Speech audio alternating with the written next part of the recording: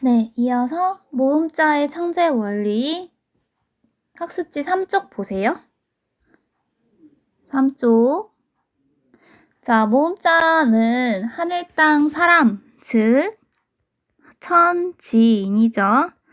천지인을 본떠서 기본 글자 하늘, 땅, 사람 이 상형의 원리에 의해서 먼저 글자를 만들었고 기본자 세 자를 합하여 합성하여 나머지 글자를 만들었어요. 그래서 총 11개의 모음자가 있었다. 그리고 오늘날에는 이 하늘에 해당하는 아래아라고 부르는 이 가운데 점 요거는 사용하지 않고 있다. 자, 모음 하늘, 땅, 사람이라는 세상을 이루는 세 가지 요소 3재를 상형했다라고 했고요. 이 기본자를 합해 만든 글자를 합성의 원리에 의해서 만들었다고 하는데 이 8글자를 만들 때에는 한번 아래와와 으 또는 이가 결합한 글자를 초출자라고 한다고 했어요. 순서대로 아래아가 안쪽에 있는지 바깥쪽에 있는지에 따라서 위에 있는지 아래에 있는지에 따라서 이렇게 우 초출자가 만들어졌고 여기에 한 번 더 아래아가 결합한 이런 소리 획을 이렇게 더해주면 되겠죠. 그래서 여야 요유 총 11자의 모음자가 만들어졌다. 자음의 창제 원리가 상형과 과획이었다면 모음의 창제 원리는 상형과 합성이다 라고 기억을 해두시면 되겠고 합성의 원리에서 아래아가 한 번만 결합한 아래아 한 번 결합, 초출자 두 번 결합한 제출자가 있다. 다음 창제 원리의 우수성이라고 해서 한번 정리해 볼게요. 먼저 한글은 어떤 문자이냐? 과학적인 문자이다 라고 하는데 한글의 과학성은 발음의 원리, 자, 발음 기관의 모양과 위치, 그리고 발음하는 과정에서 소리의 소리의 세기와 소리의 성질 등등이 글자 모양에 반영되어 있다. 이렇게 쓸게요. 추가로 발음 기관 의 모양과 위치가 반영되어 있고 소리의 성질, 세기 등등이 반영된다. 그 다음 기존의 문자를 모방 변형한 것이 아니고 독자적인 원리를 적용하여 독창적으로 만들어졌다. 그래서 우수하다라고 했고요. 세 번째, 기본 글자만 익히면 다른 글자는 쉽게 익힐 수 있기 때문에 배우는데 적은 시간이 들어요. 이를 학습이 매우 용이하다, 실용적이다 등등의 표현으로 표현을 하는데 상형, 가획, 합성 등의 원리로 간단하게 원리를 익힐 수 있고 일정한 규칙에 따라 만들어졌기 때문에 암기에 부담이 적죠. 실질적으로는 기본자 5글자, 그는 무슨 모음자 3자만 암기하면 얘네들을 가지고 가획 또는 합성 그리고 병서 등의 원리를 적용해서 다른 글자들의 모양을 기억할 수 있어요. 이로 인해 우리가 지금 현재 문맹률이 세계에서 가장 거의 낮은 나라이면서 모두의 국민의 교육 수준이 매우 높은 것에는 한글이라는 배우기 쉬운 문자의 영향이 매우 컸다고 할 수 있습니다. 이런 한글의 창제에 대해 한글에 대한 우수성이 세계적으로 인정받았었는데요. 유네스코에서 1997년 최초로 세종대왕 문해상이라는 상을 만들었어요. 이는 세종대왕이 그만큼 이 한글이라는 글자의 학습이 용이한, 실용적인, 그리고 많은 사람들이 배웠으면 하는, 교육을 받았으면 하는 그런 이념을 담고 있다는 점을 인정해서 이런 상을 제정을 한 것인데요. 매해 문맹 퇴치에 공이 큰 개인이나 단체에게 시상하는 상이고요. 한글의 학습 용이성을 세계적으로 인정했으면서 한글 보급이 되면서 문맹을 퇴치한 나라들, 부족들이 있어요. 뭐 찌아찌아족, 볼리비아의 아이마라 부족, 그리고 솔로몬 제도 등의 원래 언어는 있지만 문자가 없어서 문맹률이 굉장히 높았던 그런 사람들에게 한글을 보급을 함으로써 이들에게 새로운 문자가 생기고 교육이 이루어지는 그런 과정이 있었습니다. 그리고 이러한 한글의 우수성 덕분에 우리나라는 문맹률이 매우 낮고 앞으로도 더 한글의 영향력이 위상이 높아질 수 있다고 많은 학자들이 주장을 하는 이유는 굉장히 배우기 쉽고 소리를 아주 정교하고 정확하게 표기할 수 있는 문자이기 때문입니다. 자, 그리고 두 번째로 훈민정음 해례본이 유네스코에서 세계 기록 유산으로 등록이 됐는데요. 빈칸에 유네스코 적어주세요. 해례본은 그 훈민정음을 어떻게 만들었는지 그리고 그 과정을 해설해 놓은 그런 책인데요. 여기에 창제 원리가 들어가는 거죠. 이 해설서를 세계 기록유산으로 등록했어요. 세계 기록유산. 이를 통해 과학성과 우수성이 공식적으로 인정되었다라고 적어보시면 되겠습니다. 다음 장 넘어가셔서 이러한 한글은 지식 정보화 시대에 적합하다. 교과서 학습활동에서 보았듯이 입력에 유용하고 음절 표기 방식이면서 적은 수의 문자로 무한한 소리를 정확하게 표현할 수 있다는 점이 굉장히 정보 처리에, 데이터 입력에, 그리고 처리에 좀 더 최적화된 그런 문자가 아니냐라는 주장을 계속 학자들이 펴고 있다. 자, 확인해 볼까요? 확인학습. 빈칸에 알맞은 자모를 넣으세요. 자음자, 모음자, 빈칸에 들어갈 알맞은 자모를 넣어보시고 그리고 3번부터 5번 OX 문제 6번부터 12번 빈칸에 알맞은 말을 넣어서 설명을 완성하는 거 그리고 뒤로 가시면 이제 상식 퀴즈가 있는데요. 여기에 있는 13번부터 27번 문제는 여러분이 조금 모르는 내용도 있으실 수 있어요. 그렇다고 하더라도 최선을 다해서 맞추는 데까지 한번 풀어보시고 모르는 문제는 이따가 다시 한번 쌤하고 같이 풀어보면서 알게 되면 되는 겁니다.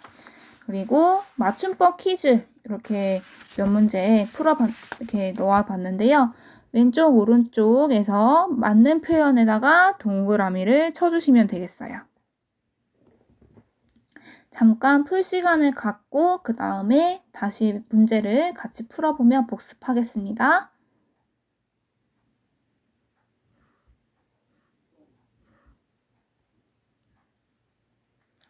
네, 그러면 빈칸에 알맞은 자모자부터 한번 확인해 볼게요. 자, 한글 창제 당시에 훈민정음을 이제 물어보는 거예요. 기본 글자, 혀뿌리가 어금니 쪽에 윗천장에 닿아서 구부러진 뿌리의 모습, 기억.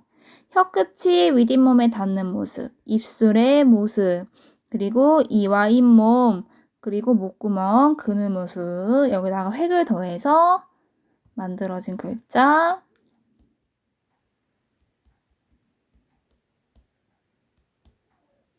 요렇게 여린 히읗, 히읗, 여기다가 각자 병서 같은 글자를 하나 더해서 된소리 표기해줬죠.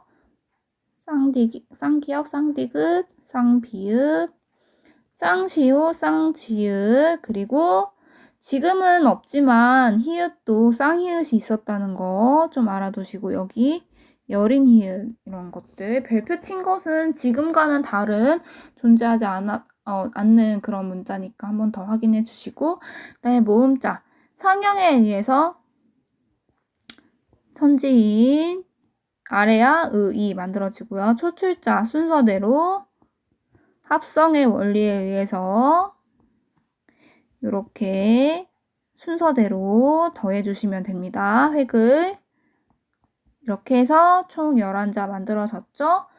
자, 자음자, 상형에 의한 기본자 5글자, 가획에 의한 글자 9자, 그리고 각자 병서 여기는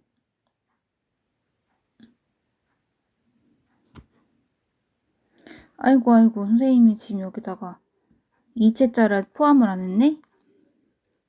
리을, 이체자, 반치음, 그리고 꼭지음 여기도 이제 가획의 원리에 포함이 되잖아. 얘는 까먹었어 선생님도. 아이고 미안해. 그래서 가획의 원리에 의해서 12개 이렇게 해서 기본 자음자 17자에다가 각자 병서 자들 이렇게 있고요. 모음은 11자, 기본자 3글자, 합성의 원리에 의해서 8자, 11자. 아이고 이걸 까먹으면 안 되는데. 자, 요렇게 꼭 적어주세요. 그 다음 OX 3번 한글은 세계에서 가장 배우기 쉬운 문자로 꼽힌다. 정답은 5죠. 문맹이 많은 것은 한글 때문이다. 많지 않아요. 한글은 자판에 글자를 입력하기 매우 쉽다. 맞습니다. 6번 한글은 자음자와 모음자를 모아 묶어서 무슨 단위로? 음절 단위로. 음절이란 한 번에라고 하지 말고 이렇게 합시다. 발음할 수 있는 소리의 최소 단위. 예를 들어서 기역은 음절이 아니고 음소예요. 얘는 혼자서 발음될 수 없다. 음절이 아니다. 하지만 여기다가 모음이 더해져서 가가 되는 순간 얘는 두의 음소가 합해져서 얘는 하나의 발음할 수 있는 음절이 된다. 이렇게 이해하시고요. 7번 한글을 처음 만들었을 때 세종대왕이 붙인 이름은 백성을 가르치는 바른 소리 훈민정음이었죠. 8번 유네스코에서는 세종대왕의 숭고한 뜻과 창제정신을 높이 기려 어떤 상을 제정하였다? 문맹 퇴치에 기여한 개인이나 단체에게 세종대왕 문해상을 제정하였습니다. 기역, 니은, 미음, 시옷, 이응은 자음의 발음 기관의 모양을 본떴습니다. 그리고 천지인 순서대로 아래야 의이죠. 이는 모음에 상형된 기본자입니다. 자, 기역에 획을 더해서 만든 것은 키읔이죠. 그리고 기역과 같은 글자를 하나 더 써서 만든 이거는 병서의 원리에 의해서 함께 쓰여서 만들어진 글자는 상기역이죠. 야여 요요는 아래야가 2번 결합한 어떤 글자? 제출자다 라고도 쓰실 수가 있겠네요. 초출자와 제출자가 있는데 초출자가 아니라 제출자다. 다음 그쪽 가셔서 13번 한글은 조선의 4번째 임금인 세종대왕 즉위 25년인 몇 년도에 만들어졌을까? 1443 기억하시라고 했죠. 조선의 4번째 임금이래. 그러면 순서대로 여러분 조선의 왕조의 임금의 이름을 쭉 읊을 수 있나요? 태정태세, 문단세, 예성현중, 임명선, 광인, 효연, 숙경, 영정, 순헌철, 고순 외우셔야 되죠? 알아두시면 좋겠어요. 먼저 태조 이성계, 그 다음에 정종, 그 다음에 태종 이방원, 그 뒤에 세종 이도예요. 여기까지는 그래도 아셔야 돼요. 태정태세, 문단세, 예성현중, 임명선, 광인, 효연, 숙경, 영정, 순헌철, 고순까지 역사 시간에 많이 기억하시고요. 다음 14번 세계에서 거의 유일하게 만든 사람 세종대왕 만든 이유 배경이 분명하게 어디에 해례본에 전달되고 또 조선 왕조 실록에 기록되어 있죠.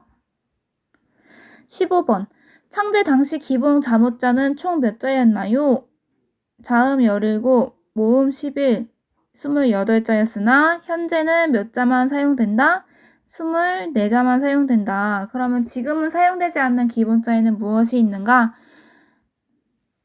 이렇게 기억을 하시면 돼요. 먼저 꼭지이응 지금 없어요. 그리고 여린 히읗 지금 없어요. 그리고 반치음도 지금 없어요. 자음에서 현재는 사용되지 않고 있는 소실자 3개, 거기다가 마지막 아래야 모음 사용되고 있지 않아요. 자음 소실자 3개, 그리고 모음에서 지금은 쓰이지 않는 소실자 하나. 그래서 총 4개의 사라진 4개의 글자. 약간 슬픈 얼굴이죠. 이렇게 기억을 해보세요. 순서대로 이렇게 쓰시면 되겠죠. 얘네들의 이름도 다시 한번 써볼게요. 얘네는 옛 이응, 여린 히읗, 반치음, 아래야. 이 4개는 지금은 사용되지 않고 있다. 이 사용되지 않는 이유는 이 소리가 점점 사라졌기 때문이야. 현재 한국어에서는 여기에 해당하는 그런 소리의 언어가 많이 사라졌기 때문에 사용되지 않는 겁니다. 17번. 자음과 모음의 이름을, 그러니까 이름은 뭐냐면 기역, 니은, 디귿 이런 것들 정확히 알 수 없으나 현재 남아있는 기록에 따르면 1527년, 이건 내가 알려줘야 되겠지? 최세진이라는 사람이 어린아이들한테 한글을 가르쳐주는 한글 문제집 같은 걸 만들었어요. 훈몽자회라는 책에다가 기역 이렇게 써놨어요. 니은 이렇게 이름을 적어놨어요. 그래서 이거를 바탕으로 해서 우리가 지금도 한글 자모의 이름을 알고 있는 겁니다. 18번. 한글의 우수성을 서양에 처음으로 알린 사람은 누구일까요? 오른쪽 설명을 보시면 1668년 간행된 하멜 표류기에서 이렇게 표현했어요. 조선 나라에는 한자나 이두보다 더 뛰어난 문자가 있는데 배우기가 매우 쉽고 어떤 사물이든 표기할 수 있다. 전에 결코 들어보지 못한 것도 표기할 수 있고 더 쉽고 더 나은 방법이다. 그들은 이 글씨를 붓으로 매우 능숙하게 쓴다. 1668년, 17세기쯤에 이 한글이 널리 사용되고 있었다는 것을 알려주고 있고 굉장히 이 문자가 우수하다는 것을 하멜이 네덜란드에서 온 하멜이 우리나라에 표류했다가 보고 갔단 말이야. 신기하지? 자, 그 다음 19번. 한글로 쓴 최초의 글은 무엇일까요? 훈민정음 해례본이요. 아니요. 그 이전에 그 와중에 용비어천가라는 글을 문학을 서사시 문학이에요. 이거는 1443년하고 1446년 사이에 만든 거예요. 한글로 조선 왕조의 창업을 칭송하는 그런 시를 썼다고 생각하시면 돼. 근데 시인데 이야기 시야.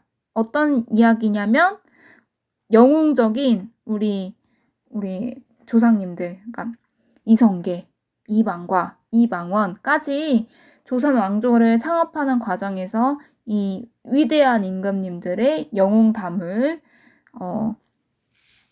용이 날아서 이제 하늘로 날아가는 그런 내용의 노래라는 제목으로 서사시를 썼었죠.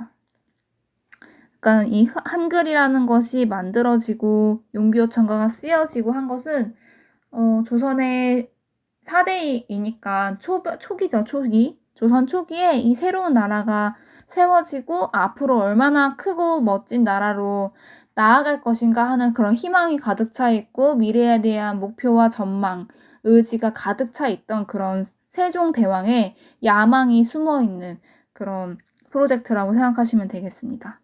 20번. 한글만으로 적은 최초의 신문은 1896년 4월 7일 서재필이 중심이 되어 만든 역사 시간에 배웠죠. 독립신문이다. 그럼 그 전에는 어떻게 썼냐면 한글만 쓰는 것이 아니라 지금도 우리 여기에 이 문장을 보아도 뭐 최초, 신문, 연, 월, 일, 서재필 이름도 마찬가지 중심, 독립신문 이 모든 게 다 한자어죠 사실은. 그래서 그 전에는 국한문, 국문과 한문이 함께 쓰이는 국한문 혼용체라고 해서 한문 부분은 예를 들어 세신이야, 세신, 그럴문 이렇게 신문, 은 이런 식으로 한문어 한자어 부분은 한자를 그대로 쓰고 그리고 조사나 이렇게 한자가 필요하지 않은 부분만 한글로 쓰는 그런 국한문 혼용체가 일반적으로 사용됐었다. 자, 그래서 최초로 한글만으로 적은 것은 독립신문이다. 이것도 알아두시고요. 21번 한글이라는 이름은 국어학자인 주시경 선생님께서 붙인 것이에요. 그리고 이 한이라는 원래는 이제 한이라는 표현이고 예전에 중세국어 조선시대 하다라는 게 있었어요. 이게 크다, 최고다 이런 말이야. 그래서 한국, 대한민국 할 때 그 하나도 사실은 아주 큰 나라, 첫째 나라 이런 뜻을 가지고 있어요. 그때 당시에는 한글 또는 훈민정음이었죠. 훈민정음. 아이고 이거. 훈민정음. 백성을 가르치는 바른 소리. 자, 훈민정음은 1443년 세종대왕이 만든 이 문자 자체죠. 문자, 그리고 문자 책의 이름이기도 하고 우리 글자 훈민정음에 대해 해설해 놓은 책의 이름이기도 하죠. 이 책이 유네스코 기록유산으로 선정이 된 거죠. 기록유산. 23번. 한글을 만들기 전에 우리나라 사람들은 우리말을 쓰고 있었으나 글을 쓸 때는 한자를 사용했죠. 자, 한자를 그냥 그대로 한문의 형태로 썼다기보다는 한문은 어순이나 이렇게 문장 구조나 문법이나 모든 것들이 다 이제 중국어대로 쓰면 그게 한문이고요. 그렇지 않고 우리는 우리의 어순에 맞게 한문을 우리말 어순에 맞게 배열하고 그러니까 이게 조사에 해당하는 부분만 우리말에 맞는 그런 것들을 붙여서 이두, 구결, 향찰과 같은 그런 글자를 빌려서 사용하는 표기법이라고 해서 차자 표기법을 사용해서 우리말을 입력을 했어요. 이거는 설명을 하면 너무 복잡해지고 어려워지니까 그냥 얘는 읽어만 보시기 바랍니다. 자, 아무튼 우리는 글을 쓸 때 한자를 사용했다. 원래는 이거 다 공부하고 배우는데 이제 요즘 교과서에서는 이 내용이 좀 고등학교 때로 미뤄진 것 같아요. 그래서 얘를 좀 그냥 읽어보고 아무튼 복잡했었겠구나 라고 생각하시면 돼요. 자, 6쪽으로 갈게요. 24번 현대 한글의 자음자와 모음자를 활용하여 만들 수 있는 글자의 수는 몇 자일까요? 이거 학습활동 풀면서 선생님이 필기하라고 알려줬어. 그러니까 이론적으로.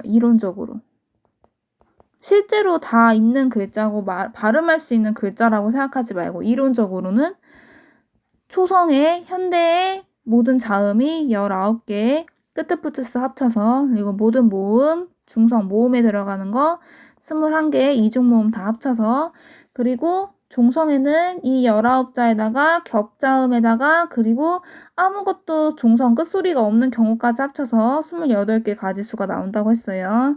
다 곱하기를 하면 11,172자가 만들어질 수 있습니다. 적어보세요. 자, 종성에 들어갈 수 있는 글자는 이런 것들이 있어요. 기역, 쌍기역, 기역, 시옷, 니은, 니은, 치읓, 니은, 히읗, 디귿, 리을, 리을, 기역, 리을, 미음, 리을, 비읍, 리을, 시옷, 리을, 티읕, 리을, 피읍, 그러니까 모든 겹자음, 리을, 히읗, 미음, 비읍, 비읍, 시옷, 시옷, 쌍시옷, 이응, 지읒, 츠, 크, 트, 프, 흐. 자, 등등이 있고 그리고 아무것도 안 들어가는 그냥 종성이 없는 경우까지 없음까지 해서 28개의 경우의 수가 있는데 이거는 모르셔도 됩니다. 자, 25번 대지를 쓴 펄벅이라는 매우 유명한 서양 작가가 있는데요. 이 사람은 소설가인데 살아있는 갈대라는 소설의 서문에서 세종대왕을 가르켜 동양의 레오나르도 다 빈치라고 했어요. 천재 과학자이자 예술가다라고 표현을 한 거죠. 근데 이거 진짜 맞아요. 세종대왕이 이렇게 운학, 그러니까 문자와 언어에 대한 이해도 너무 높아서 이렇게 소리에 맞는 문자를 발명한 것도 너무 놀라운 업적이고요. 그리고 음악에 대해서도 굉장히 밝았어요. 그래서 음악을 또 나중에 공부를 하시는 분들은 세종대왕의 음악 이론이 넘을 수 없는 엄청난 그런 업적을 달성했다는 것을, 우리나라만의 그런 국악을 만드는 것도 세종대왕이 하셨습니다. 악보를 만들고. 아무튼 이 세종의 업적에 대해서는 말하면 입이 아파요. 그와 같은 그 천재성이 거의 레오나르도 다빈치다라고 비유를 하신 거고요. 26번 한글날을 처음 제정한 때에는 한글날은 1926년에 음력 9월 29일, 즉 양력 11월 4일에 제정을 했고요. 누가 제정했냐면 조선어 연구회, 지금은 한글학회라는 이름으로 이어받았는데요. 일제강점기 당시에도 불구하고 우리 말을 조선어 말살 정책을 피면서 일제에서 우리말을 사용하지 못하게 만드는 것에 저항하기 위하여 각야날이라는 날을 만들어서 한글이 만들어진 날을 꼭 우리는 기억해야 된다라고 이렇게 운동을 펼친 거죠. 그러다가 1928년에 그럼 한글날로 하자라고 누가 말했어? 누가 한글이라고 얘기했어? 주시경. 조선어 연구회의 주시경 학자가 우리 이제 한글이라고 이 문자의 이름을 정합시다 라고 해서 한글날로 이름을 고쳤어요. 27번. 자, 문맹을 퇴치해야 하는 이유는, 자, 우리의 문자를 갖고 있는 것, 그리고 이 문자를 우리 모두가 쉽게 배울 수 있는 것이 얼마나 위대한 것이냐. 왜냐하면 문자가 인류의 사회생활의 가장 기본, 인류의 발전의 시작이었기 때문이죠. 말과 글자는 인류 문명의 토대입니다. 우리 사피엔스 영상 같이 봤었죠? 맨 처음에 문명이 만들어지고 우리 사피엔스가 네안데르탈을 이기게 된 이유는 뭐였어? 이야기를 만들면서부터였죠. 이야기. 거짓말이라고 표현했지만 이야기를 만들었고, 그것이 말과 말, 입에서 입으로 전달되는 것에서 나아가서 이제 나중에는 그것이 문자로 기록이 되면서 인류의 모든 과학과 역사와 문화와 모든 것이 다 꽃피워지게 되었고 문명이 발달을 했죠. 구전되는 말과 달리 문자를 통한 기록이 시작이 되면서 정보 전달에 시간과 공간의 한계가 극복되었고 엄청난 정보가 축적되고 전달되고 발전되어 나가는 그런 역사가 시작이 된 것이지. 자, 여기까지 퀴즈 풀면서 우리 문자와 한글에 대한 이해를 조금 더 해보았습니다. 너무 재밌었던 것 같아요. 그러면 마무리로 우리 한글 기본적인 맞춤법까지 풀어보고 마치려고 하는데, 다음 영상에서 맞춤법은 같이 풀어보도록 할게요.